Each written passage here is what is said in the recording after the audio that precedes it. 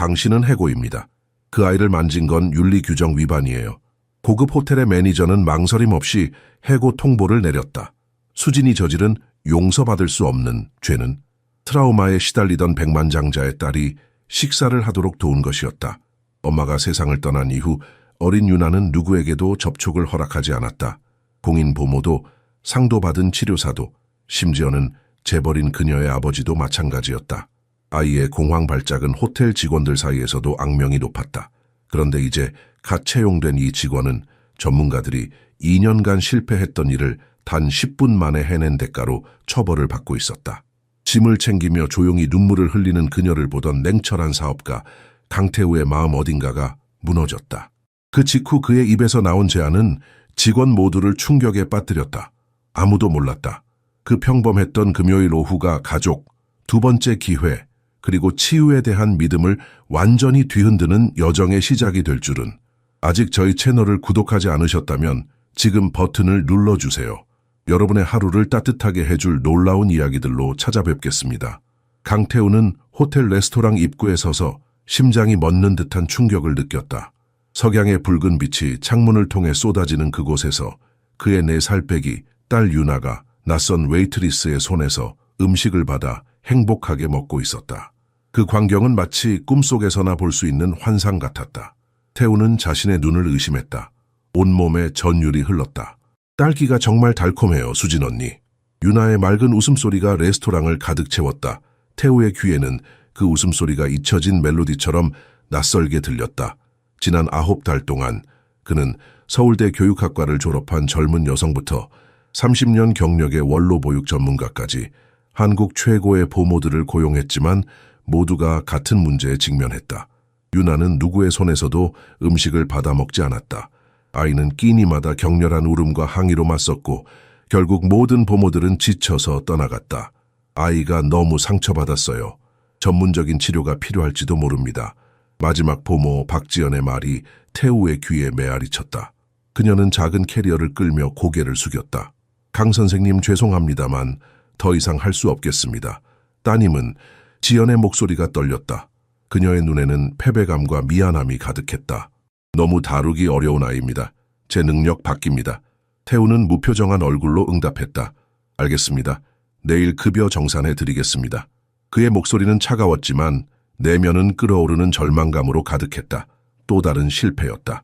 미연이 세상을 떠난 후 유나의 웃음소리는 점점 희미해졌고 태우는 자신의 무력함에 좌절했다.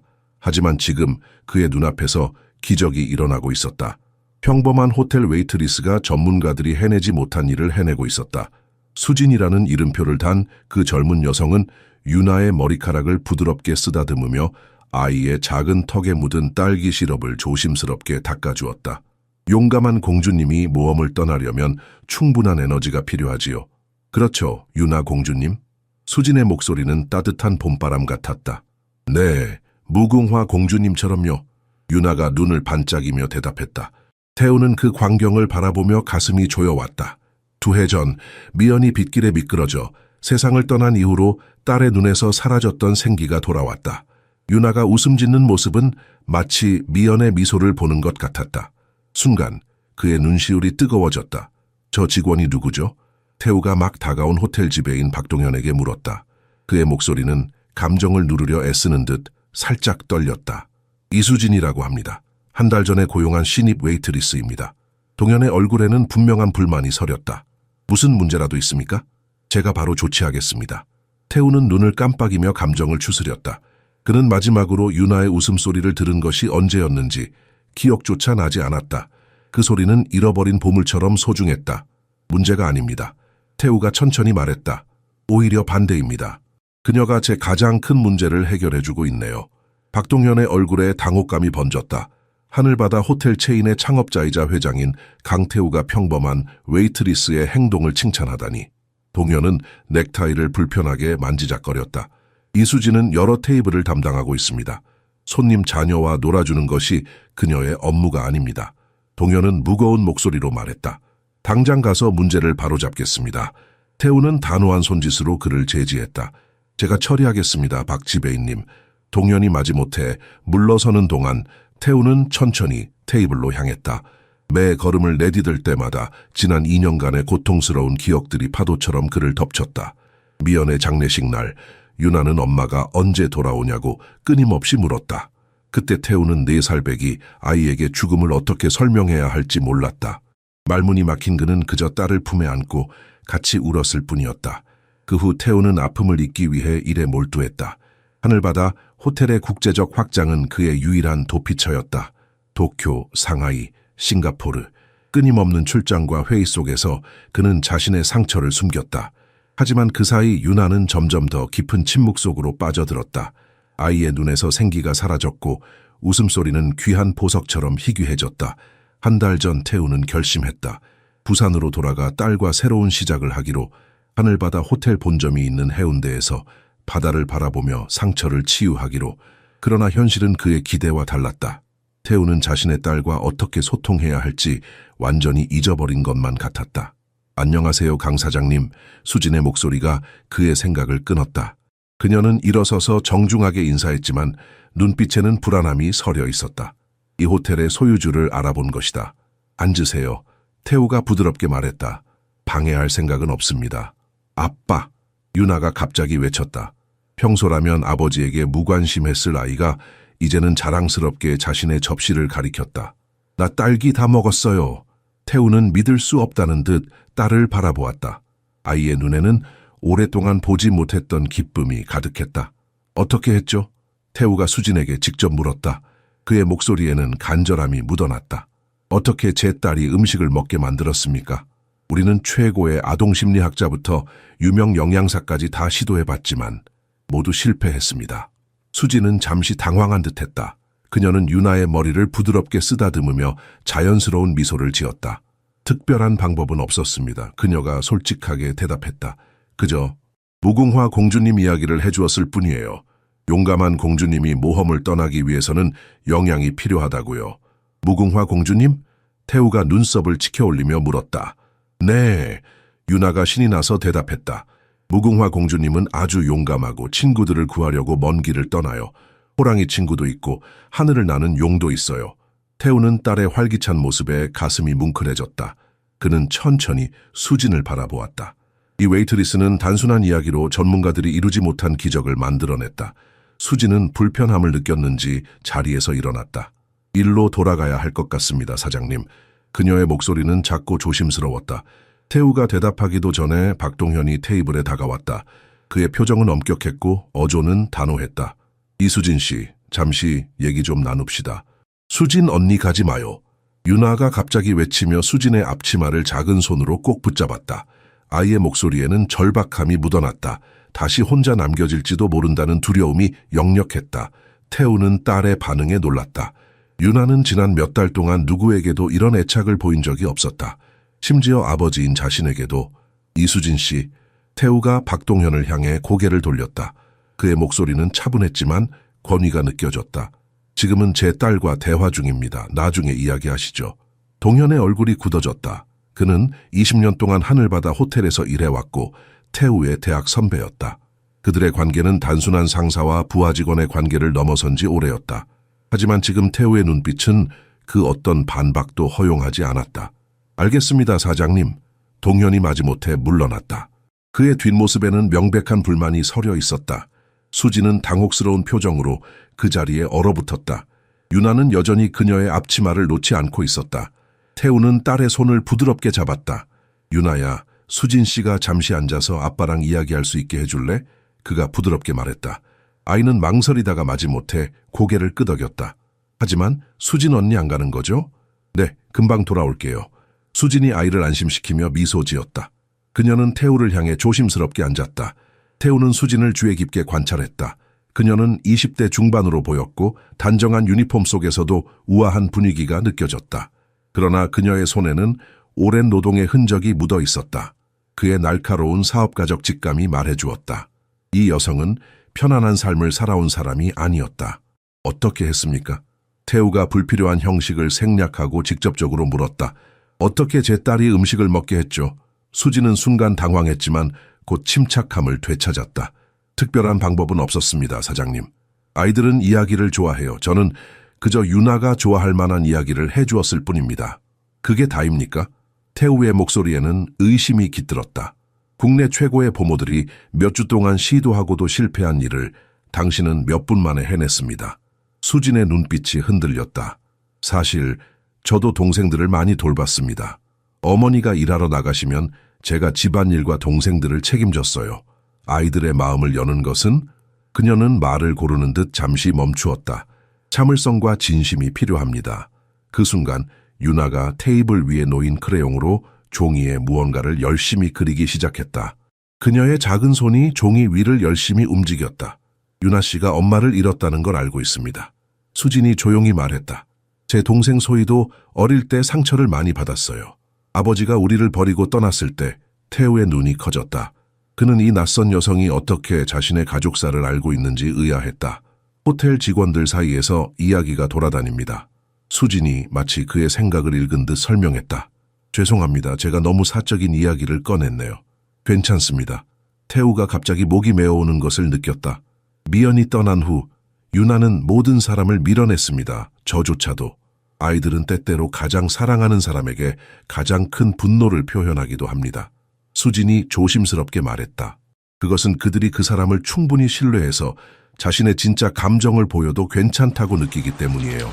태우는 잠시 말을 잃었다. 이 웨이트리스의 말에는 어떤 지혜가 담겨 있었다. 갑자기 유나가 종이를 들어올렸다. 아빠 수진 언니 봐요. 그녀가 자랑스럽게 외쳤다.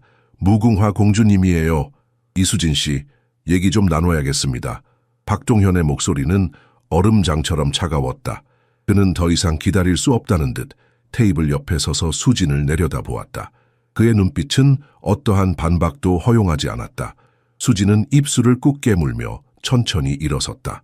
그녀의 손가락의 앞치마, 주름을 무의식적으로 매만졌다. 네, 부장님, 그녀가 작은 목소리로 대답했다. 수진 언니, 가지 마요. 유나가 갑자기 소리쳤다. 아이의 눈에는 눈물이 고였다. 그녀는 의자에서 뛰어내려 수진의 다리를 꽉 붙잡았다.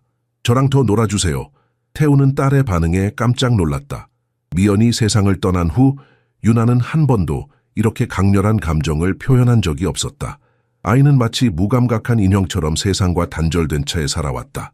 하지만 지금 그녀는 낯선 웨이트리스에게 필사적으로 매달리고 있었다. 괜찮아, 유나야. 수진이 아이의 머리를 부드럽게 쓰다듬으며 말했다. 금방 돌아올게. 하지만 유나는 고개를 세차게 저었다. 안 돼요. 지연 언니도 그렇게 말했는데 돌아오지 않았어요. 소영 언니도, 미정 언니도 다 돌아오지 않았어요. 태우의 가슴이 찢어지는 듯했다. 딸의 말에서 깊은 상처와 버림받은 느낌이 고스란히 전해졌다. 유나의 세계에서는 모든 어른들이 결국 떠나버렸다. 엄마처럼. 이수진 씨, 태우가 갑작스럽게 말했다. 그의 목소리에는 평소에는 없던 다급함이 묻어났다. 저희 테이블에 남아주세요. 박지배인님, 이수진 씨와는 제가 나중에 직접 대화하겠습니다. 동현의 얼굴이 굳어졌다. 20년 지기 친구로서 그는 태우의 성격을 잘 알고 있었다. 강태우는 결코 충동적인 사람이 아니었다. 그는 항상 냉철하고 이성적이었다. 기업 인수와 투자 결정에서도 그는 항상 감정을 배제하고 철저한 분석을 통해 결정을 내렸다.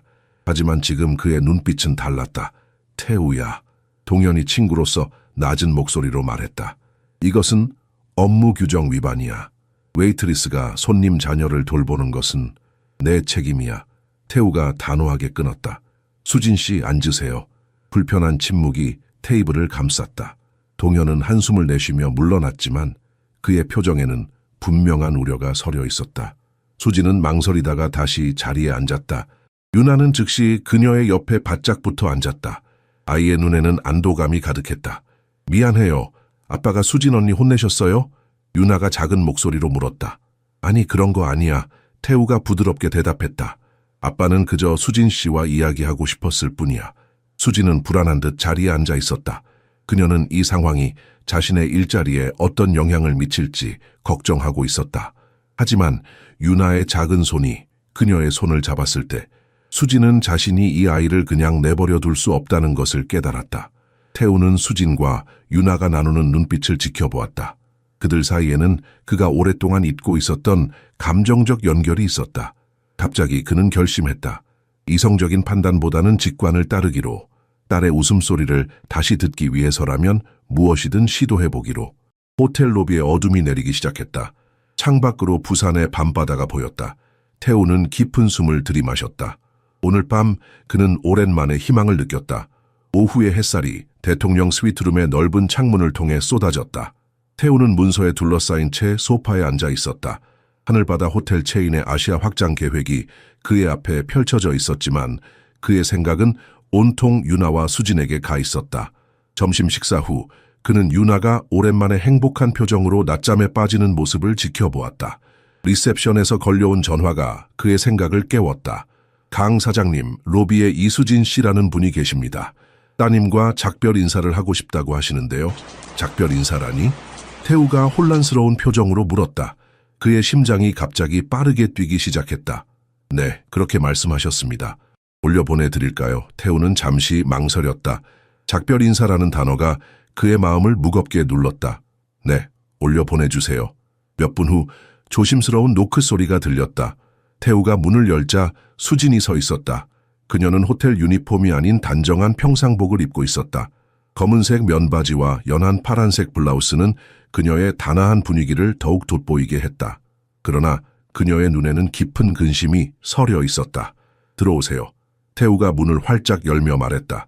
수진은 조심스럽게 스위트룸으로 들어섰다. 그녀의 시선이 방 한쪽 구석에서 인형과 놀고 있는 윤에게 향했다.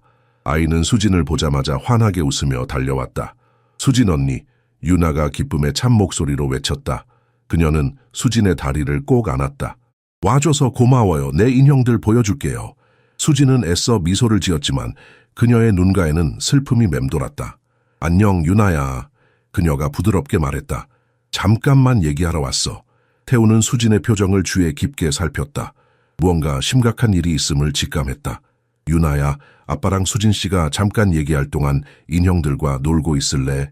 유나는 불만스러운 표정을 지었지만 순순히 인형들이 있는 곳으로 돌아갔다. 태우는 수진을 거실 쪽으로 안내했다. 무슨 일이 있었나요? 그가 직접적으로 물었다. 수진은 깊은 숨을 들이마셨다. 그녀의 손가락이 가방끈을 긴장하게 만지작거렸다. 박동현 부장님이 저를 해고했습니다. 태우의 눈이 커졌다. 뭐라고요? 업무 태만으로요. 수진이 작은 목소리로 덧붙였다. 본래 담당 테이블을 제대로 서빙하지 않고 손님 자녀와 부적절하게 교류했다는 이유로요. 태우는 분노가 치밀어 오르는 것을 느꼈다. 제 딸을 도와준 것 때문에 해고당했다고요? 규정이었어요, 강 사장님. 수진이 담담하게 대답했다. 제 자리를 지켰어야 했는데 저는 그러지 않았습니다. 태우는 입을 다물고 창밖을 바라보았다. 해운대 바다가 저녁 햇살을 받아 반짝이고 있었다. 그는 자신의 분노를 가라앉히려 애썼다. 다른 일자리를 찾으셔야겠네요. 그가 마침내 말했다. 네. 수진이 고개를 끄덕였다. 하지만 먼저 유나와 작별 인사를 하고 싶었어요. 아이에게 갑자기 사라지는 것은 옳지 않다고 생각했거든요. 태우는 수진을 새롭게 바라보았다. 그녀는 자신의 상황보다 유나의 감정을 더 걱정하고 있었다. 유나가 또 다른 버림받음을 경험하지 않도록 아이들과 일한 경험이 있나요? 태우가 갑작스럽게 물었다. 수진은 약간 놀란 눈빛으로 그를 바라보았다. 전문적으로는 아니지만 3명의 어린 동생들을 돌봤어요. 12살 때부터요. 그녀의 목소리에는 자부심과 고통이 함께 묻어났다. 어머니가 생계를 위해 장시간 일하셨거든요. 누군가 집을 지켜야 했죠. 태우는 수진의 말 속에서 책임감과 희생을 느꼈다. 그는 결심했다. 평소의 신중함과는 전혀 다른 완전히 충동적인 결정을. 유나의 임시 보모로 일해 주실 수 있겠습니까? 현재 월급의 2배를 드리겠습니다. 태우의 말이 대통령 스위트룸의 공기 중에 무겁게 매달렸다. 수진은 믿을 수 없다는 표정으로 그를 바라보았다. 그녀의 눈이 놀라움으로 커졌고 입술이 살짝 벌어졌다. 네. 그녀가 겨우 말을 이었다. 저를 보모로 고용하신다고요? 태우는 고개를 끄덕였다. 그의 눈빛은 단호했다. 어제까지만 해도 그는 이런 결정을 내릴 사람이 아니었다. 그는 모든 결정을 철저한 배경 조사와 분석 후에 내리는 사람이었다. 하지만 지금 그는 완전히 직관을 따르고 있었다. 사장님, 수진이 조심스럽게 말을 이었다. 저는 자격증도 없고 전문 교육도 받지 않았습니다. 어린이 교육학이나 아동 심리학을 공부한 적도 없어요. 태우는 유나를 바라보았다. 아이는 여전히 인형들과 놀고 있었지만 간간히 수진을 향해 기대에 찬 시선을 보내고 있었다. 자격증보다 더 중요한 것이 있습니다. 태우가 조용히 말했다. 제 딸이 당신을 신뢰해요. 그것은 어떤 학위나 자격증보다 가치가 있습니다. 수진은 입술을 깨물며 고민하는 눈치였다. 그녀의 손가락이 가방끈을 무의식적으로 꽉 쥐었다가 풀었다. 생각해 볼 시간이 필요하신가요? 태우가 물었다. 수진은 깊은 숨을 내쉬었다. 그녀의 눈에 무언가 결단이 서린 듯했다. 솔직히 말씀드리자면 사장님, 그녀가 말을 잠시 멈추었다. 저는 다른 일자리를 구할 때까지 시간이 필요합니다. 그리고 그녀는 잠시 말을 고르는 듯했다. 태우는 그녀의 망설임 속에 더 깊은 이유가 있음을 직감했다. 그리고요? 그가 부드럽게 재촉했다. 어머니가 아프세요. 수진이 마침내 고백했다. 그녀의 목소리에는 깊은 걱정이 묻어났다. 비싼 수술과 치료가 필요하신데 제가 호텔 의료보험을 통해 조금이나마 도움을 드리고 있었어요. 태우는 이 젊은 여성의 어깨에 놓인 무거운 짐을 느꼈다. 가족의 생계와 어머니의 건강, 그리고 이제는 갑작스러운 해고까지. 직원 의료보험은 그대로 유지됩니다. 태우가 즉시 말했다. 그리고 어머니의 응급치료를 위한 선불금도 준비할 수 있습니다. 수진의 눈이 놀라움과 의심으로 커졌다. 그렇게까지 하실 필요는 없습니다, 사장님. 그건 필요합니다. 태우가 단호하게 끊었다. 윤에게는 당신이 필요해요. 그리고 그는 잠시 말을 멈추었다. 저도 도움이 필요합니다. 그의 목소리에는 평소에는 없는 취약함이 묻어났다. 강태우 하늘바다 호텔 체인의 카리스마 넘치는 CEO가 자신의 약점을 인정하는 순간이었다. 수진은 유나를 바라보았다. 아이는 이제 인형놀이를 멈추고 두 사람의 대화를 호기심 어린 눈으로 지켜보고 있었다. 수락합니다. 수진이 마침내 말했다. 그녀의 목소리는 차분했지만 단호했다. 하지만 한 가지 조건이 있습니다. 태우가 눈썹을 치켜 올렸다. 어떤 조건인가요? 이것은 임시적인 일이어야 합니다. 수진이 분명하게 말했다.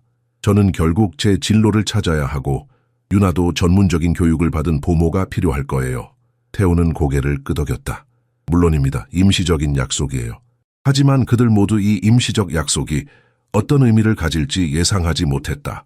태우는 손을 내밀었고 수진은 잠시 망설이다가 그의 손을 잡았다. 그들의 손이 만나는 순간 유나가 환하게 웃으며 달려와 두 사람의 다리를 한꺼번에 안았다. 수진 언니가 우리랑 살 거예요. 아이가 기쁨에 찬 목소리로 물었다. 두 어른은 서로를 바라보았다. 그들의 눈에는 불확실한 미래에 대한 불안과 희망이 함께 깃들어 있었다. 2주 후 부산 해운대에 위치한 하늘바다 호텔의 대통령 스위트룸은 완전히 다른 모습으로 변모했다.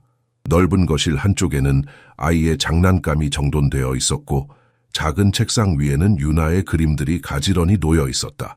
냉정하고 비인간적이던 호텔 공간이 따뜻한 가정의 분위기로 채워진 것이다. 태우는 회의 서류를 들고 스위트룸에 들어서다가 부엌에서 들려오는 웃음소리에 발걸음을 멈췄다. 복도 끝에서 그는 유나와 수진이 작은 통합 주방에서 함께 쿠키를 만드는 모습을 바라보았다. 이렇게 반죽을 동그랗게 만들고 살짝 눌러주는 거예요. 수진이 인내심 있게 설명하며 유나의 작은 손을 자신의 손으로 감싸 도와주었다. 그녀의 목소리는 부드러웠고 눈빛은 따뜻했다. 이렇게요? 유나가 진지한 표정으로 물었다. 아이의 앞치마와 볼에는 밀가루 자국이 가득했다. 그러나 그녀의 눈은 집중력과 기쁨으로 반짝였다. 완벽해. 수진이 미소 지으며 대답했다. 유나가 만든 쿠키는 세상에서 제일 맛있을 거예요. 태우는 이 평화로운 광경을 바라보며 가슴이 따뜻해지는 것을 느꼈다. 2주 전만 해도 유나는 어떤 보모와도 이렇게 편안하게 지내지 못했다. 아이는 항상 경계하고 거부하고 마음의 문을 굳게 닫았다. 하지만 수진과 함께하는 시간이 늘어갈수록 유나는 점점 더 자신의 감정을 표현하기 시작했다. 아빠! 유나가 갑자기 태우를 발견하고 기쁘게 소리쳤다. 우리 쿠키 만들고 있어요. 아빠도 같이 해요. 태우는 미소를 지으며 부엌으로 걸어갔다. 그의 정장 차림은 밀가루와 쿠키 반죽으로 가득한 이 가정적인 장면과 어울리지 않았다. 회의가 일찍 끝나서 깜짝 놀라게 해주고 싶었어. 오늘은 투자자 미팅 아니었어요? 수진이 물었다. 그녀는 유나의 머리카락을 부드럽게 정리해주며 말했다. 태우는 놀랐다. 그가 자신의 일정을 수진에게 자세히 말한 적은 없었다. 어떻게 알았죠? 수진이 작게 웃었다. 유나가 매일 아침 아빠의 일정을 알려줘요. 오늘 아빠는 도쿄 사람들 만나요. 오늘은 중요한 회의가 있대요. 우리의 작은 비서예요. 태우는 딸을 새롭게 바라보았다. 그동안 유나가 자신의 일정에 관심을 가지고 있었다는 사실을 몰랐다. 아이가 무관심한 줄로만 알았는데 사실은 아버지의 모든 것을 주에 깊게 지켜보고 있었던 것이다. 우리 유나가 아빠 일정을 그렇게 잘 알고 있었구나. 태우가 감동한 목소리로 말했다. 당연하죠. 수진이 당연하다는 듯 대답했다. 유나는 아빠를 정말 자랑스러워해요. 어제는 호텔 사람들이 아빠를 어떻게 존경하는지 이야기했어요. 우리 아빠는 슈퍼히어로라고요. 태우의 눈시울이 뜨거워졌다. 그는 지난 2년간 사업 확장에 모든 에너지를 쏟아부으며 정작 가장 중요한 것을 놓치고 있었다는 것을 깨달았다. 그의 딸은 계속해서 아버지의 사랑과 관심을 갈구하고 있었다. 아빠도 쿠키 만들 거예요? 유나가 희망에 찬 목소리로 물었다. 태우는 망설임 없이 정장 자켓을 벗었다. 물론이지. 아빠도 도울게. 먼저 손부터 씻으세요. 수진이 부엌 규칙을 상기시키며 미소 지었다. 그리고 이것도 필요할 거예요. 그녀는 기린 무늬가 그려진 아이용 앞치마를 건넸다. 태우는 웃음을 참으며 앞치마를 받아들었다. 정말 이걸 입어야 할까요? 부엌 규칙은 모두에게 적용됩니다. 수진이 장난스럽게 말했다. 억만장자라도 예외는 없어요. 태우는 작은 앞치마를 두르고 반죽을 누르는 방법을 배우며 딸의 지시에 순순히 따랐다. 유나는 마치 전문 요리사처럼 진지한 표정으로 아버지를 가르쳤다. 아빠 너무 세게 누르면 안 돼요. 수진 언니가 말했잖아요. 쿠키는 사랑으로 만드는 거래요. 태우는 깜짝 놀라 수진을 바라보았다. 수진은 부드럽게 웃으며 어깨를 으쓱했다. 맞아요. 모든 음식은 마음을 담아야 맛있어지죠. 그는 오랫동안 잊고 있었던 감정이 가슴속에서 따뜻하게 피어나는 것을 느꼈다. 이것이 가족의 온기였다. 미연이 세상을 떠난 후 그는 이런 소소한 일상의 행복을 모두 잃어버렸다고 생각했다. 하지만 지금 이 순간 그는 다시 희망을 느꼈다. 마침내 쿠키를 오븐에 넣었을 때 태우는 충격적인 현실을 깨달았다. 지난 6개월을 합친 것보다 이 2시간 동안 유나와 더 많은 시간을 진정으로 함께했다. 그는 마지막으로 딸과 이렇게 놀았던 때가 언제인지 기억조차 나지 않았다. 이제 15분 기다려야 해요. 수진이 타이머를 맞추며 말했다. 그동안 주방 정리를 좀 할까요? 유나는 조그마한 스폰지를 들고 열심히 테이블을 닦기 시작했다. 태우는 딸의 진지한 모습에 미소 지었다. 수진이 윤에게 책임감을 가르치는 방식이 인상적이었다. 강요가 아닌 자연스러운 참여를 유도하는 방식이었다. 수진 씨 덕분에 유나가 많이 달라졌어요. 태우가 조용히 말했다. 그들은 싱크대 옆에 나란히 서서 그릇을 씻고 있었다. 이렇게 밝고 활기찬 모습은 오랜만에 보는 것 같습니다. 수진은 잠시 손을 멈추고 유나를 바라보았다. 아이는 전념하는 표정으로 테이블을 닦고 있었다. 유나는 원래 이런 아이였을 거예요. 다만 표현할 방법을 잃어버렸던 거죠. 태우는 수진의 말에 깊이 공감했다. 그도 미연의 죽음 이후 자신의 감정을 표현하는 방법을 잃어버렸다. 사업에 몰두하는 것은 단지 도피일 뿐이었다. 코에 밀가루가 묻었네요. 수진이 갑자기 웃음을 참으며 지적했다. 태우는 당황해 손으로 코를 문질렀지만 오히려 더 많은 밀가루가 얼굴에 묻었다. 유나가 이 모습을 보고 깔깔 웃기 시작했고 수진도 웃음을 참지 못했다. 제가 도와드릴게요. 수진이 젖은 행주를 들고 다가왔다. 그녀는 조심스럽게 태우의 코와 뺨에 묻은 밀가루를 닦아주었다. 그들의 눈이 마주쳤다. 순간 태우는 숨이 멎는 듯한 감각을 느꼈다. 수진의 눈에는 그가 오랫동안 보지 못했던 따뜻함과 진실함이 담겨 있었다. 그녀의 손길이 그의 뺨에 닿았을 때 둘 다 예상치 못한 전기와 같은 감각을 느꼈다. 수진은 갑자기 당황한 듯 한 걸음 물러섰다. 미안해요. 저는 그저... 그녀가 말을 더듬었다. 괜찮아요. 태우가 부드럽게 대답했다. 그의 목소리는 평소보다 조금 더 낮았다. 이 모든 것에 감사해요. 뭐가요? 수진이 물었다. 유나를 웃게 해주신 것. 태우가 진심 어린 목소리로 말했다. 그녀가 이렇게 행복한 모습을 본 적이 없어요. 미연이 떠난 이후로는. 수진은 그의 눈에서 깊은 슬픔과 감사함을 동시에 읽을 수 있었다. 감사하실 필요 없어요. 제 일이니까요. 우리 둘 다 이것이 단순한 일 이상이라는 것을 알고 있어요. 태우가 조용히 말했다. 그의 목소리에는 확신이 담겨 있었다. 그들 사이에 무언가가 자라나고 있었다. 단순한 고용주와 직원의 관계를 넘어선 감정이. 하지만 그것을 인정하기에는 아직 너무 이른 것 같았다. 감정이 가득한 대화를 계속하기도 전에 태우의 휴대폰이 끈질기게 울리기 시작했다. 화면에는 박동현의 이름이 떠 있었다. 태우는 한숨을 내쉬며 전화를 받았다. 네, 동현 씨. 그의 목소리는 다시 차갑고 전문적으로 변했다. 통화 내용을 들으며 태우의 표정이 점점 굳어졌다. 일본에서 온 중요한 투자자들과의 긴급 회의가 잡혔다는 소식이었다. 그들은 이미 호텔 로비에서 기다리고 있었다. 알겠습니다. 20분 안에 내려가겠습니다. 태우가 전화를 끊으며 말했다. 수지는 태우의 표정을 보고 즉시 상황을 이해했다. 그녀는 윤에게 다가가 부드럽게 말했다. 윤아야, 아빠가 중요한 일이 생겼어. 우리끼리 쿠키가 구워지는 것을 지켜볼까? 윤아의 얼굴에서 즉시 기쁨이 사라졌다. 아이의 눈에는 실망감이 가득 차올랐다. 또 가야 해요. 쿠키 함께 먹기로 약속했잖아요. 태우는 가슴이 찢어지는 듯한 아픔을 느꼈다. 그는 딸에게 다가가 무릎을 꿇고 윤아의 눈높이에 맞추었다. 미안해 공주님. 아빠가 꼭 해야 하는 일이 생겼어. 하지만 약속할게. 저녁에는 꼭 돌아와서 함께 먹을게. 거짓말이에요. 윤아가 입술을 삐죽 내밀며 말했다. 아빠는 항상 그렇게 말하고 안 와요. 태우는 말문이 막혔다. 딸의 말이 화살처럼 그의 가슴을 꿰뚫었다. 그는 지난 2년간 얼마나 많은 약속을 어겼는지 생각했다. 미연이 없는 공허함을 채우기 위해 일에 몰두하면서 그는 윤에게 더 큰 상처를 주고 있었다. 오늘은 달라요. 수진이 갑자기 말했다. 그녀의 목소리는 확신에 차 있었다. 오늘 저녁에는 특별한 가족 식사를 준비할 거예요. 아빠를 위한 깜짝 선물도 있을 거고요.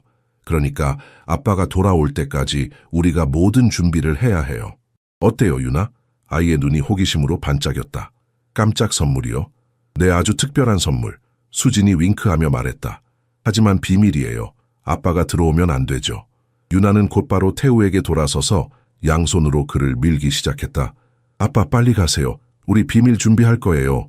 태우는 안도의 미소를 지으며 일어섰다.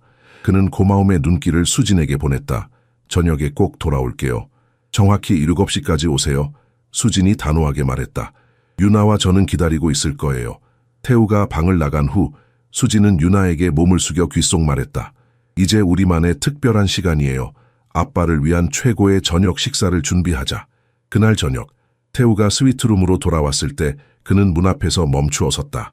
달콤한 구운 쿠키 향기와 함께 전통 한식의 풍미가 복도까지 퍼져나왔다. 그는 문을 열고 놀라움에 눈을 크게 떴다. 거실 한쪽에는 3명을 위한 테이블이 정성스럽게 차려져 있었다.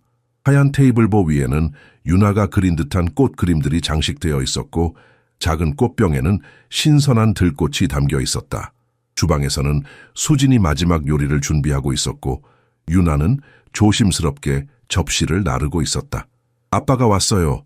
윤아가 아버지를 발견하고 기쁨에 찬 목소리로 외쳤다. 수진이 고개를 돌려 미소 지었다. 정확히 7시네요. 약속을 지키셨군요. 태우는 이 가정적인 광경에 감동했다. 냉정하고 비인간적인 호텔 스위트룸이 따뜻한 가정으로 변모한 것이다. 그는 서류 가방을 내려놓고 넥타이를 풀었다. 정말 환상적이네요. 그가 진심으로 말했다. 아직 보여드릴 게 있어요. 윤아가 신이 나서 외쳤다. 앉으세요, 아빠. 깜짝 선물이에요. 저녁 식사는 태우가 오랫동안 경험하지 못했던 따뜻함으로 가득했다. 수진이 준비한 음식은 단순한 호텔 요리와는 차원이 달랐다. 된장찌개에서는 시골 할머니의 정성이 느껴졌고 간장게장은 바다의 향기를 그대로 담고 있었다. 이런 요리는 호텔에서 배운 건가요? 태우가 감탄하며 물었다. 그는 오랜만에 정성이 담긴 한식을 맛보는 기쁨에 젖어 있었다. 수지는 부드럽게 웃으며 고개를 저었다. 할머니에게 배웠어요. 제가 자란 통영에서는 모든 음식이 바다와 연결되어 있었죠. 통영이요. 태우가 관심을 보이며 물었다. 그는 오랜만에 업무가 아닌 다른 사람의 이야기에 진심으로 귀 기울이고 있었다. 수진의 눈이 멀리 바라보는 듯 반짝였다. 네, 작은 어촌 마을이에요. 우리 집은 바닷가 언덕 위에 있었어요. 매일 아침 창문을 열면 바다 향기가 방 안으로 밀려들었죠. 할머니는 그 향기가 세상에서 가장 좋은 향수라고 하셨어요. 윤아가 호기심 가득한 눈으로 물었다. 바다에서 수영도 했어요? 물론이죠. 수진이 미소 지으며 대답했다. 여름이면 친구들과 매일 바다에서 놀았어요. 때로는 작은 배를 타고 멀리 나가 물고기도 잡았죠. 저도 바다 수영하고 싶어요. 유나가 흥분된 목소리로 외쳤다. 태우는 딸의 활기찬 모습을 보며 마음이 따뜻해졌다. 수진이 오기 전까지 유나는 새로운 경험에 전혀 관심을 보이지 않았다. 아이는 그저 자신만의 세계에 갇혀 지냈다. 그럼 다음 주말에 해운대 해수욕장에 가볼까? 태우가 제안했다. 지금은 수영하기에 조금 쌀쌀하지만 모래성을 쌓을 수는 있을 거야. 유나의 눈이 기쁨으로 빛났다. 정말요? 수진 언니도 같이 가요? 수진은 잠시 망설이는 듯했다. 그건 아빠와 유나의 특별한 시간이 되어야 할 것 같은데 아니에요. 당신도 함께해요. 태우가 즉시 말했다. 그의 목소리에는 평소에 없던 간절함이 묻어났다. 우리 셋이 함께요. 식사를 계속하며 태우는 수진의 삶에 대해 더 많은 것을 알게 되었다. 그녀는 4명의 형제 중 장녀로 어머니가 시장에서 생선을 팔 때 어린 동생들을 돌보는 책임을 맡았다. 12살 때 아버지가 가족을 버리고 떠난 후 수진은 사실상 집안의 2번째 어른이 되었다. 그래서 부산에 오게 된 거예요? 태우가 관심 어린 목소리로 물었다. 통영에서 부산으로? 수진은 잠시 접시를 바라보며 대답을 생각했다. 어머니의 꿈이었어요. 항상 부산에는 더 나은 기회가 있다고 말씀하셨죠. 그리고 그녀는 잠시 망설였다. 그리고요? 태우가 부드럽게 물었다. 3년 전 어머니가 아프셨어요. 부산에는 더 좋은 병원이 있었고 저는 호텔에서 일자리를 구해 치료비를 모을 수 있었죠. 수진의 목소리에는 깊은 책임감이 묻어났다. 원래는 요리학교에 가려고 했지만 그 계획은 미루어야 했어요. 요리사가 되고 싶었군요. 태우가 새로운 시선으로 수진을 바라보았다. 수진은 수줍은 미소를 지었다. 네, 언젠가는 작은 레스토랑을 열고 싶어요. 할머니의 비법으로 만든 해산물 요리를 대접하는 곳이요. 하지만 그녀는 현실을 생각하며 말끝을 흐렸다. 꿈은 미루어도 포기하면 안 돼요. 태우가 진지하게 말했다. 언젠가는 그 레스토랑을 열 수 있을 거예요. 수진은 고개를 들어 태우를 바라보았다. 그의 눈에는 진심 어린 응원이 담겨 있었다. 그 순간 그녀는 오랫동안 가슴속에 묻어두었던 희망이 다시 피어오르는 것을 느꼈다. 고맙습니다. 그녀가 작은 목소리로 말했다. 유나가 하품을 하며 눈을 비볐다. 졸려요. 이제 자러 갈 시간이구나. 수진이 부드럽게 말했다. 오늘은 무슨 이야기를 들려줄까? 무궁화 공주님이 용을 만나는 이야기요. 유나가 졸린 눈으로도 흥분된 목소리로 대답했다. 유나를 재운 후 수진은 조용히 부엌으로 돌아와 설거지를 시작했다. 저녁 식사 후에 어수선한 흔적들이 아직 그대로였다. 그녀는 물을 틀고 접시를 씻기 시작했다. 물소리가 고요한 밤의 침묵을 채웠다. 태우는 테라스에서 부산의 야경을 바라보다가 수진의 모습을 발견했다. 그는 잠시 그녀를 지켜보았다. 수진의 모습에는 단순한 일상적 업무에서도 어떤 우아함이 묻어났다. 마치 오랜 수행을 통해 일상을 의식으로 승화시킨 것 같았다. 쉬세요. 오늘 충분히 하셨어요. 태우가 부엌으로 들어서며 말했다. 수진은 놀란 듯 고개를 돌렸다. 괜찮아요. 거의 다 끝났어요. 그녀가 부드럽게 미소 지으며 대답했다. 그리고 요리 후에 정리하는 것은 저에게 마음의 평화를 가져다 줘요. 어린 시절부터의 습관인가요? 태우가 물었다. 수진은 고개를 끄덕였다. 어머니가 밤늦게 일을 마치고 오시면 저는 항상 깨끗한 부엌을 보여드리고 싶었어요. 그것이 제가 할 수 있는 작은 위로였죠. 태우는 주저없이 행주를 집어들었다. 제가 도울게요. 그럴 필요 없어요, 사장님. 수진이 놀라며 말했다. 이건 제 일이에요. 태우라고 불러주세요. 그가 부드럽게 말했다. 적어도 우리 둘만 있을 때는요. 수진은 잠시 당황한 듯 했지만 곧 고개를 끄덕였다. 태우 씨, 그들은 나란히 서서 접시를 씻고 닦았다. 이상하게도 이 단순한 가사 활동이 태우에게는 위안을 주었다. 회사 인수와 호텔 확장 계획보다도 더 의미 있게 느껴졌다. 유나는 어떤가요? 태우가 조용히 물었다. 정말로 회복되고 있는 걸까요? 수진은 잠시 생각에 잠겼다. 유나는 매우 강한 아이예요. 그저 자신의 방식으로 슬픔을 표현하고 있었을 뿐이죠. 지금은 조금씩 마음을 열고 있어요. 그건 모두 당신 덕분이에요. 태우가 진심 어린 목소리로 말했다. 수진은 부드럽게 고개를 저었다. 아니에요. 유나는 아버지의 사랑을 갈망하고 있었어요. 제가 한 일은 그저 그 연결을 도와준 것뿐이에요. 그녀의 말에 태우는 깊은 통찰력을 느꼈다. 그는 지난 2년간 자신이 얼마나 딸에게서 멀어졌는지 비로소 깨달았다. 미연을 잃은 고통 속에서 그는 유나까지 잃을 뻔했다. 개인적인 질문을 해도 될까요? 태우가 조심스럽게 물었다. 수지는 마지막 접시를 선반에 올려놓으며 고개를 끄덕였다. 물론이죠. 왜 윤에게 그렇게 잘해주나요? 단순한 직업적 의무를 넘어서요. 더 깊은 무언가가 있는 것 같아요. 수진의 손이 잠시 멈췄다. 그녀는 깊은 숨을 들이마시고 행주로 손을 천천히 닦았다. 마치 대답을 구성하기 위해 시간이 필요한 것처럼. 유나의 눈에서 제 어린 시절을 봤어요. 그녀가 마침내 말했다. 아버지가 떠났을 때 저도 그랬거든요. 모든 것이 무너진 것 같았고 제 감정을 표현할 방법을 찾지 못했죠. 어른들은 제가 착한 아이로 행동하기를 바랐고 저는 그렇게 했어요. 하지만 내면에서는 그녀의 목소리가 살짝 떨렸다. 태우는 그녀의 고통을 느낄 수 있었다. 내면에서는 모든 것이 산산조각 났었죠. 수진이 계속했다. 저는 그저 어떤 아이도 그런 외로움을 느끼지 않았으면 해요. 특히 유나처럼 따뜻한 아이는요. 태우는 수진의 말에 깊이 감동받았다. 그녀의 상처가 오히려 타인을 위한 연민으로 변한 것이다. 그는 무의식적으로 한 걸음 더 가까이 다가섰다. 우리 모두 상처를 가지고 있네요. 그가 부드럽게 말했다. 그들의 시선이 마주쳤다. 부엌의 은은한 조명 아래 두 사람 사이에는 말로 표현할 수 없는 이해와 공감이 흘렀다. 태우는 오랜만에 누군가에게 진정으로 이해받는 느낌이 들었다. 그녀가 당신을 숭배해요. 태우가 감정이 묻어나는 목소리로 말했다. 그의 눈빛은 진지했다. 오늘 아침 유나가 저에게 말했어요. 수진 언니는 기억나지 않는 엄마 같다고. 수진의 얼굴에 복잡한 감정이 스쳤다. 놀라움, 감동, 그리고 어떤 두려움까지. 그녀는 잠시 말을 잃고 눈을 내렸다. 태우는 그녀의 반응에서 깊은 감정의 소용돌이를 읽을 수 있었다. 그렇게 정이 들면 안 돼요. 수진이 마침내 작은 목소리로 말했다. 그녀의 손가락이 앞치마, 주름을 무의식적으로 만지작거렸다. 이건 처음 합의한 대로 임시적인 거예요. 윤에게 또 다른 이별의 아픔을 주고 싶지 않아요. 바깥 테라스에서 부산의 밤바다가 잔잔하게 빛났다. 멀리서 배들의 불빛이 별처럼 반짝였다. 태우는 창밖을 바라보다가 다시 수진에게 시선을 돌렸다. 상황은 변할 수 있어요. 그가 조심스럽게 제안했다. 이 말은 그들 사이에 묵시적으로 형성된 어떤 경계를 넘어서는 것이었다.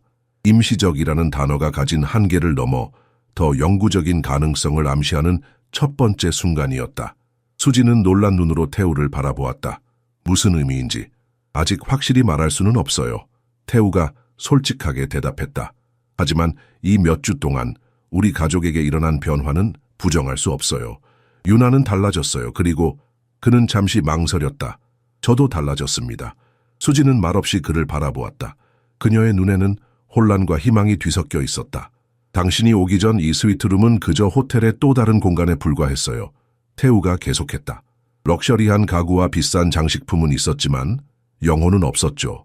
하지만 지금은 그는 주변을 둘러보았다. 유나의 그림들이 벽에 붙어 있고 수진이 가져온 작은 화분들이 창가에 놓여 있었다.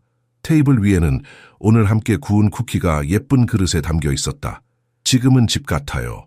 수진이 그의 생각을 완성했다. 태우는 고개를 끄덕였다. 네, 정확히 그거예요. 갑자기 유나의 방에서 작은 소리가 들렸다. 두 사람은 즉시 시선을 돌렸다. 악몽을 꾸나 봐요. 수진이 말했다. 가볼게요. 그녀가 유나의 방으로 향하는 동안 태우는 뒤따랐다. 방문을 살짝 열자 유나가 이불을 꽉 쥐고 불안한 표정으로 잠들어 있는 모습이 보였다. 수지는 조용히 다가가 아이의 이마에 손을 얹었다. 괜찮아 유나야. 그녀가 속삭였다. 좋은 꿈만 꾸렴. 마치 마법처럼 유나의 표정이 부드러워졌다. 아이는 잠에 취한 듯 중얼거렸다. 엄마, 사랑해요. 수지는 그 말에 몸이 굳었다. 그녀는 불안한 눈빛으로 태우를 바라보았다. 어떤 선을 넘은 것 같은 미안함이 그녀의 눈에 서려 있었다. 하지만 태우의 표정에는 비난이 아닌 이해와 따뜻함이 가득했다. 괜찮아요. 그가 작은 목소리로 말했다. 유나는 당신을 신뢰해요. 그건 좋은 일이에요. 수지는 아이의 머리카락을 부드럽게 쓰다듬었다. 자러 가자, 꼬마야. 그녀가 속삭였다. 유나는 편안한 숨소리를 내며 깊은 잠에 빠져들었다. 방을 나온 후 두 사람은 잠시 침묵 속에 서 있었다. 유나의 무의식적인 말은 그들 사이에 형성된 관계의 깊이를 새롭게 일깨웠다. 수진 씨, 태우가 말을 시작했지만 적절한 표현을 찾지 못한 채 멈추었다. 늦었네요. 수진이 부드럽게 말을 돌렸다. 저도 이제 쉬야겠어요. 태우는 고개를 끄덕였다. 오늘 밤 나눈 대화는 이미 충분히 많은 감정을 건드렸다. 나머지는 시간이 말해줄 것이다. 좋은 밤 되세요, 태우 씨. 수진이 조용히 말했다. 당신도요, 수진 씨. 태우가 대답했다. 그의 목소리에는 새로운 희망이 담겨 있었다.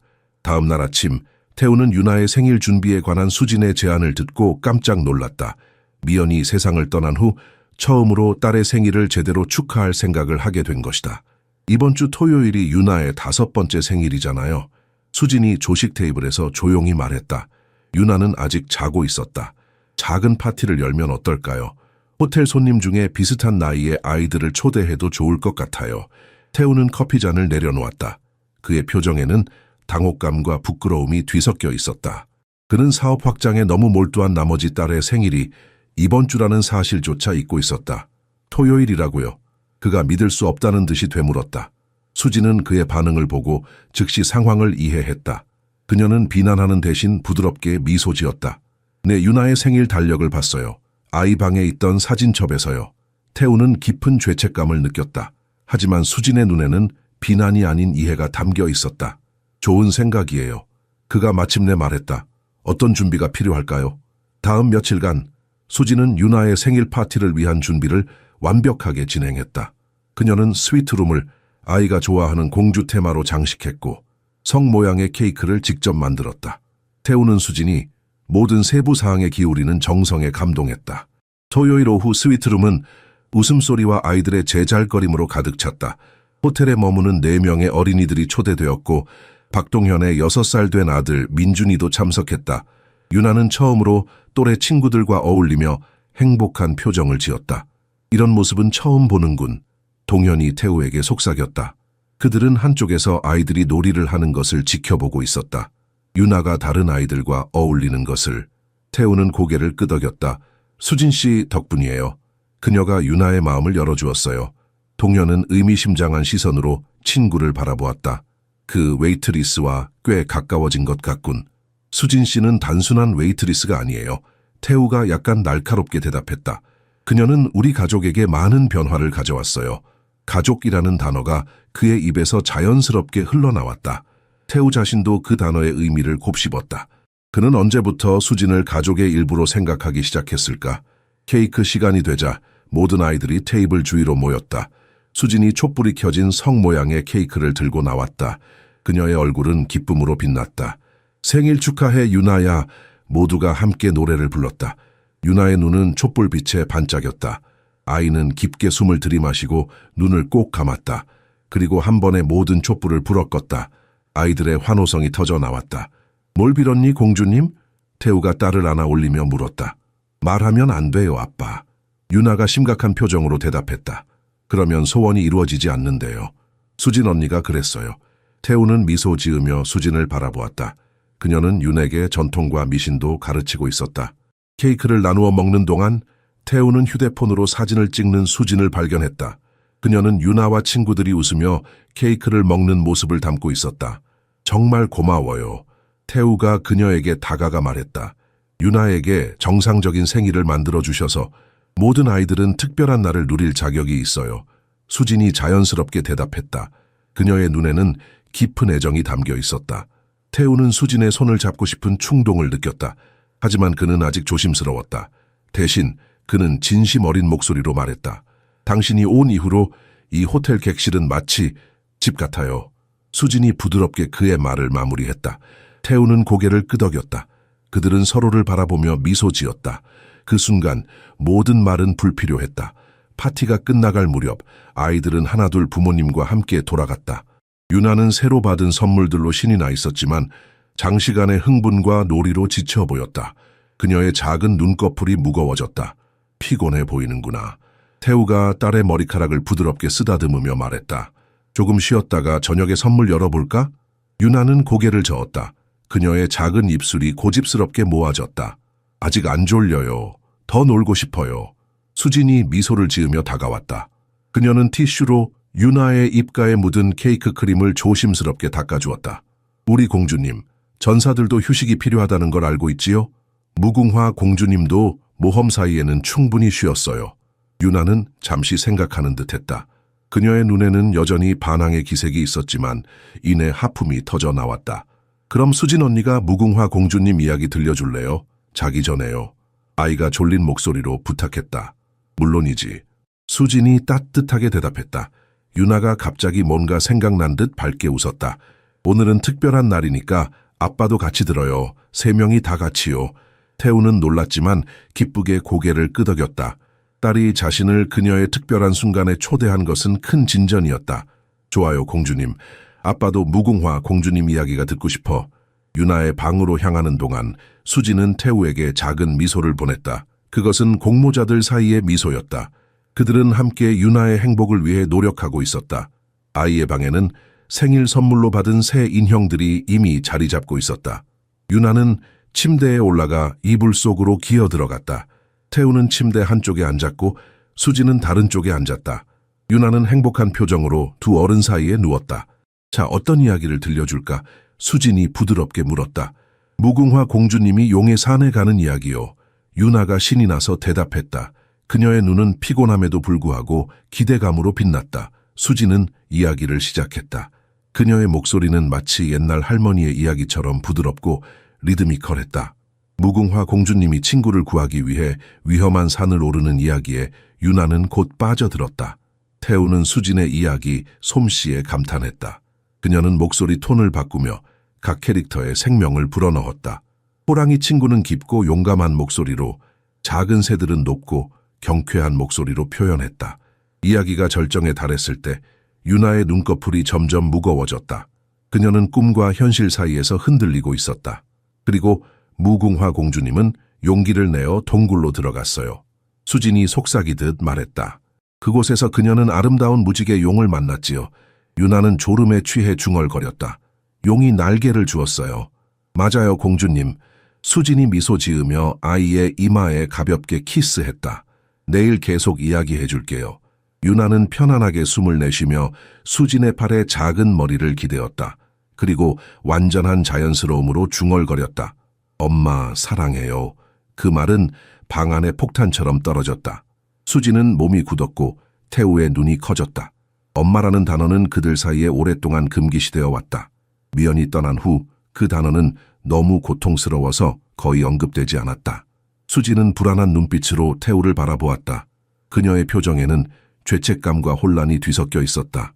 하지만 태우의 눈에는 비난이 아닌 이해와 수용이 담겨 있었다. 자러 가자, 꼬마야. 수진이 마침내 작은 목소리로 말했다. 그녀는 유나를 부드럽게 이불 속에 눕히고 이불을 덮어주었다. 다음 주말, 태우는 가족과 함께 휴식을 취하기 위해 해운대 근처 강가족 별장으로 향했다.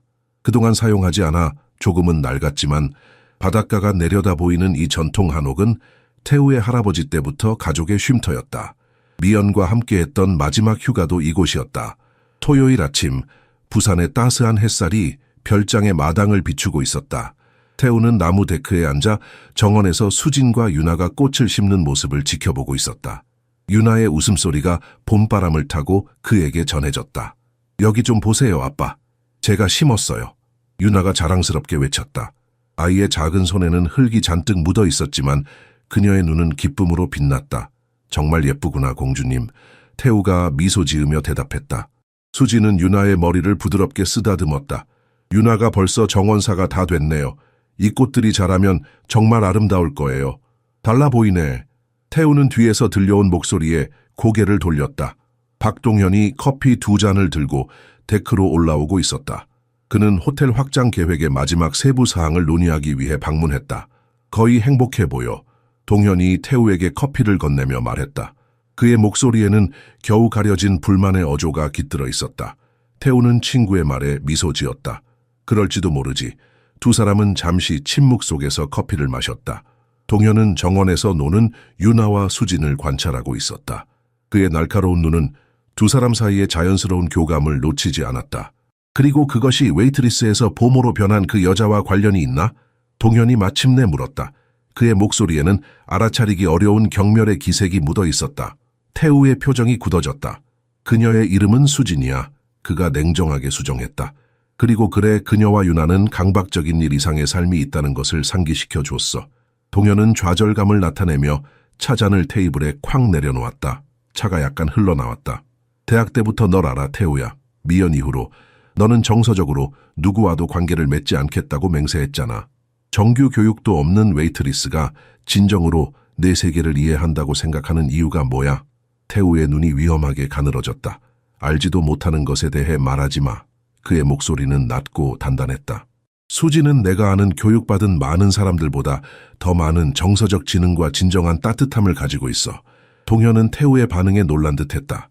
그는 오랜 친구가 이렇게 방어적인 태도를 취하는 것을 본 적이 없었다. 나는 그저 네가 실수하는 것을 보고 싶지 않아. 동현이 한숨을 쉬며 말했다. 네가 외로움이나 정서적 공백을 채우려는 필요성 때문에 판단력이 흐려진 건 아닌지 걱정돼. 태우가 대답하기도 전에 유나가 활짝 웃으며 데크로 뛰어 올라왔다. 그녀의 작은 얼굴에는 흙 자국이 묻어 있었다. 아빠, 우리가 심은 꽃 보러 와요. 100일 홍이에요. 태우는 안도의 미소를 지으며 일어섰다. 미안해, 동현. 내 공주님이 부르네. 그가 말했다. 이 대화는 나중에 계속하자. 태우가 유나의 손을 잡고 정원으로 향하는 동안 그는 동현이 수진에게 계산하는 듯한 차가운 시선을 보내는 것을 알아차리지 못했다. 그리고 수진의 눈에 스친 불안한 그림자도. 마당에 핀 봄꽃들 사이에서 태우는 딸과 수진이 함께 웃는 모습을 바라보며 마음속 깊은 곳에서 피어오르는 감정을 인정할 수밖에 없었다. 그것은 오랫동안 잊고 있었던 감정이었다. 가족의 완전함에 대한 갈망이었다. 별장의 나무 데크에 드리운 그림자가 길어지며 오후가 저물어가고 있었다. 동현은 서류 가방을 정리하며 마지막 계약서에 서명했다. 도쿄 지점 확장 계획이 마침내 마무리된 것이다. 이것으로 다 끝났네. 동현이 펜을 내려놓으며 말했다. 이제 법무팀에서 나머지를 처리할 거야. 태우는 고개를 끄덕였지만 그의 시선은 계속해서 정원을 향해 있었다. 수진과 유나는 작은 물뿌리개로 새로 심은 꽃에 물을 주고 있었다. 유나의 웃음소리가 바람을 타고 날아왔다. 그저 내 가장 친한 친구를 걱정할 뿐이야. 동현이 다시 대화를 시작했다. 그는 화해의 제스처로 양손을 들어 올렸다. 네가 단순한 외로움이나 그리움 때문에 잘못된 결정을 내리는 것을 보고 싶지 않아. 태우는 이제 친구를 정면으로 바라보았다. 그의 눈에는 짜증이 서려 있었다. 무슨 말을 하려는 건지 명확하게 말해봐, 동현. 동현은 깊은 숨을 들이마셨다. 난 그 여자를 조사했어. 뭐라고? 태우의 목소리가 위험하게 낮아졌다. 수진이 우리 호텔에 지원했을 때 기본적인 신원 조회만 했었어. 하지만 네가 그녀를 유나의 보모로 고용한 후 좀 더 철저한 조사를 진행했지. 동현은 서류 가방에서 폴더를 꺼냈다. 그녀의 이력에 몇 가지 의문점이 있어. 태우는 폴더를 바라보았지만 받아들이지 않았다. 내 허락 없이 내 직원을 조사했다고. 그의 목소리는 차가웠다. 태우야, 그녀는 단순한 직원이 아니잖아. 동현이 진지하게 말했다. 그녀는 내 딸과 함께 살고 있어. 내 가족의 일부가 되어가고 있지. 그녀가 정말 누구인지 알 필요가 있어. 태우는 폴더를 여전히 받지 않았다. 수진에 대해 알아야 할 것은 이미 다 알고 있어. 그녀는 정직하고 헌신적이며 유나를 진심으로 아끼는 사람이야. 동현은 한숨을 내쉬었다. 그녀가 미연과 얼마나 닮았는지 생각해 본 적 있어. 태우는 갑자기 얼어붙은 듯했다. 그의 눈이 놀라움으로 커졌다. 같은 부드러운 미소, 비슷한 목소리 톤, 심지어 같은 손짓까지. 동현이 계속했다. 네가 수진에게 끌리는 것은 그녀가 미연을 연상시키기 때문일 수도 있어. 이것은 사랑이 아니라 그리움의 투영일 수 있다는 거지. 태우의 표정이 굳어졌다. 동현의 말이 그의 마음 깊은 곳에 의심의 씨앗을 심는 것을 느꼈다. 그는 정말로 수진을 그녀 자신으로 보고 있었을까? 아니면 그저 잃어버린 아내의 그림자로 보고 있었을까? 모든 사람이 다 너처럼 계산적이진 않아. 태우가 마침내 대답했다. 그의 목소리에는 분노보다는 깊은 피로감이 묻어났다. 난 그저 네가 또 다른 상처를 입지 않길 바랄 뿐이야. 동현이 진심 어린 목소리로 말했다. 유나도 마찬가지고. 그 아이는 이미 한 번 엄마를 잃었어. 만약 수진이 떠나게 된다면 그의 말이 끝나기도 전에 유나가 흙 묻은 손으로 데크에 뛰어 올라왔다. 아빠, 우리가 심은 씨앗 보러 와요. 아이가 고집스럽게 태우의 손을 잡아당겼다. 태우는 딸을 향해 미소 지었다. 하지만 그 미소 뒤에는 이제 혼란과 불확실성이 자리 잡고 있었다. 물론이지, 공주님, 가자. 그는 동현에게 마지막 시선을 던졌다. 이 대화는 끝났어. 동현은 폴더를 테이블 위에 남겨두었다. 한번 읽어봐. 그녀가 누구인지, 왜 정말로 여기 있는지 알 필요가 있어. 태우는 대답하지 않았다. 그는 유나의 손을 잡고 정원으로 향했다. 하지만 그의 마음은 이미 동현이 심어놓은 의심으로 무거워지기 시작했다. 그날 오후 조용한 가족 점심 식사 후 유나는 거실에서 애니메이션을 보다가 깊은 잠에 빠졌다. 태우는 베란다에서 수진이 유자차를 준비하는 것을 발견했다. 그녀의 손이 약간 떨리는 것이 보였다. 항상 긴장할 때 요리하네요. 태우가 문간에 기대서며 말했다. 수진은 그의 갑작스러운 등장에 놀라 작게 움찔했다.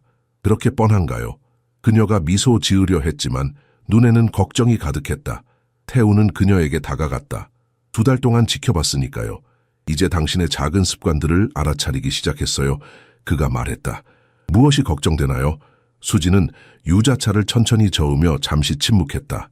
그녀의 시선은 차 위에 떠있는 유자 조각에 고정되어 있었다. 어머니가 오늘 아침에 전화하셨어요.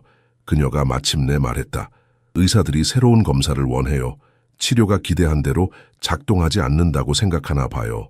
태우는 더 가까이 다가가 조심스럽게 그녀의 어깨에 손을 올렸다. 어머니와 함께할 시간이 필요하거나 다른 전문의를 만나고 싶다면 필요한 것은 무엇이든 도와드리겠습니다. 수지는 고개를 들어 그를 바라보았다. 그녀의 눈에는 감사함이 깃들어 있었지만 동시에 더 깊은 무언가가 숨겨져 있었다.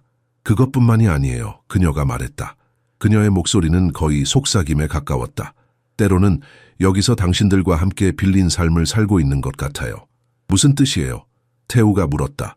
수지는 창밖으로 바다를 바라보았다. 그녀의 눈에 눈물이 고였다. 여기서는 제가 항상 꿈꿔왔던 모든 것이 있어요. 안전, 기쁨, 가족. 그녀의 목소리가 떨렸다. 하지만 때로는 이것이 진짜가 아니라는 생각이 들어요. 진정으로 제 삶이 아니라고요. 태우는 그녀의 말에 가슴이 아팠다. 수진이 그들과 함께하는 시간이 그저 일시적인 환상이라고 느끼고 있다는 사실이 그를 슬프게 했다. 그렇게 될 수 있다면 어떨까요? 태우가 조심스럽게 물었다. 그의 목소리에는 평소에 없던 취약함이 묻어났다. 이것이 진짜 당신의 삶이 된다면요? 수지는 놀란 듯 그를 바라보았다. 그들의 눈이 마주쳤고 그 순간 모든 가면과 방어벽이 무너진 것 같았다. 태우는 한 걸음 더 다가갔다. 그들 사이의 거리는 이제 몇 센티미터에 불과했다. 수진, 나는... 태우가 말을 시작했다. 그 순간 수진의 휴대폰이 날카롭게 울렸다. 그녀는 화면을 보자마자 얼굴이 창백해졌다. 병원이에요. 그녀가 떨리는 손으로 전화를 받기 전에 말했다. 태우는 수진이 의료진과 대화하는 동안 그녀의 표정이 점점 고통으로 일그러지는 것을 지켜보았다. 그녀의 눈에는 공포가 가득했고 손은 점점 더 떨리고 있었다. 통화가 끝났을 때 수지는 거의 서 있기 힘들어 보였다. 태우는 재빨리 다가가 그녀를 지탱했다. 무슨 일이에요? 그가 걱정스럽게 물었다. 어머니가 재발했어요. 수진이 간신히 말했다. 그녀의 목소리는 공허했다. 급성 심부전이 왔대요. 긴급 투석이 필요하지만 기본 보험으로는 보장되지 않아요. 태우는 수진을 부드럽게 의자로 안내했다. 그녀의 몸이 약하게 떨리고 있었다. 얼마가 필요한지 말해요. 그가 단호하게 말했다. 우리가 즉시 해결할게요. 수지는 고개를 저었다. 그녀의 눈에는 깊은 자존심과 동시에 절망이 깃들어 있었다. 당신의 도움을 더는 받을 수 없어요. 그녀가 말했다. 이미 너무 많은 신세를 졌어요. 이것은 자선이 아니에요. 태우가 수진의 손을 양손으로 감싸며 열정적으로 말했다. 도움이에요. 당신이 첫날부터 유나와 저에게 준 것과 같은 도움이에요. 수진의 눈에서 눈물이 흘러내렸다. 그녀는 태우의 따뜻한 손길에서 위안을 느꼈지만 동시에 깊은 죄책감도 느꼈다. 그녀는 천천히 손을 빼내며 눈물을 닦았다. 당신의 돈을 받을 수 없어요, 태우 씨. 그녀가 떨리는 목소리로 말했다. 당신은 이미 우리 가족을 위해 너무 많은 일을 했어요. 어머니의 초기 치료비, 동생들의 학비, 이미 충분해요. 태우는 수진의 완고함에 좌절감을 느꼈다. 어머니의 건강이 위험한 상황에서 자존심을 내세울 때가 아니에요. 그렇기 때문에 모든 것을 섞을 수 없어요. 수진이 고통스러운 단호함으로 대답했다. 직업적인 것과 개인적인 것 사이의 경계를 명확하게 유지해야 해요. 무슨 뜻이에요? 태우가 혼란스러워하며 물었다. 수진은 깊은 숨을 들이마셨다. 그녀의 눈에는 결심이 서려 있었다. 제가 통영으로 돌아가야 할 것 같아요. 어머니 곁에 있어야 해요. 태우는 마치 누군가가 그의 가슴을 주먹으로 내리친 것 같은 충격을 느꼈다. 통영으로 돌아간다고요? 하지만 유나는요? 우리는요? 유나를 위한 새 보모를 찾는 것을 도와드릴게요. 수진이 말했다. 그녀의 목소리는 평온해 보였지만 눈에는 깊은 슬픔이 담겨 있었다. 이제 유나는 마음을 열었어요. 다른 사람과도 잘 지낼 수 있을 거예요. 태우는 믿을 수 없다는 듯이 고개를 저었다. 유나는 당신을 필요로 해요. 당신은 그녀에게 단순한 보모 이상이에요. 그는 말을 멈추었다. 가족이라는 단어가 그의 입술 끝에 맴돌았지만 끝내 내뱉지 못했다. 수지는 창밖을 바라보았다. 석양이 바다 위로 붉게 물들고 있었다. 감정이 우리의 직업적 상황을 복잡하게 만들도록 허용할 수 없어요. 그녀가 마침내 말했다. 그것은 결국 모두에게 상처를 줄 뿐이에요. 태우는 수진의 말 속에 숨겨진 의미를 이해했다. 그녀는 단지 어머니의 병에 대해서만 이야기하는 것이 아니었다. 그녀는 그들 사이에 자라나고 있는 감정에 대해 이야기하고 있었다. 언제 떠날 계획이에요? 그가 무거운 마음으로 물었다. 가능한 한 빨리요. 수진이 대답했다. 어머니가 저를 필요로 하세요. 그들 사이에 무거운 침묵이 내려앉았다. 수진은 천천히 일어섰다. 윤에게 어떻게 말해야 할지 그녀의 목소리가 흔들렸다. 태우도 함께 일어섰다. 그는 수진의 어깨를 부드럽게 잡았다. 함께 해결할 수 있어요. 당신이 꼭 떠나야 한다면 적어도 유나가 또 다른 갑작스러운 이별을 경험하지 않도록 해야 해요. 수진은 고개를 끄덕였다. 그녀의 눈에는 감사함이 서려 있었다. 고마워요. 그들은 거실로 향했다. 유나는 여전히 소파에서 평화롭게 자고 있었다. 작은 얼굴은 꿈속에서 미소 짓고 있었다. 수진은 아이 곁에 무릎을 꿇고 그녀의 머리카락을 부드럽게 쓰다듬었다. 유나에게 무슨 말을 할까요? 수진이 속삭였다. 어떻게 제가 떠나야 한다고 설명할 수 있을까요? 태우는 딸을 바라보며 가슴이 아팠다. 유나는 겨우 미연의 죽음에서 회복되기 시작했다. 이제 그녀의 삶에서 또 다른 중요한 사람이 떠나려고 하고 있었다. 진실을 말해요. 그가 마침내 대답했다. 유나는 이해할 거예요. 그녀는 가족의 중요성을 알고 있으니까요. 수지는 고개를 끄덕였다. 그녀의 눈에서 눈물이 흘러내렸다. 약속해요, 태우 씨. 윤에게 제가 그녀를 잊지 않을 거라고, 그리고 언젠가 다시 만날 수 있을 거라고 말해주세요. 태우는 약속을 하려고 했지만 말이 나오지 않았다. 그는 그저 고개를 끄덕일 수밖에 없었다. 그의 마음은 이미 무너지기 시작하고 있었다.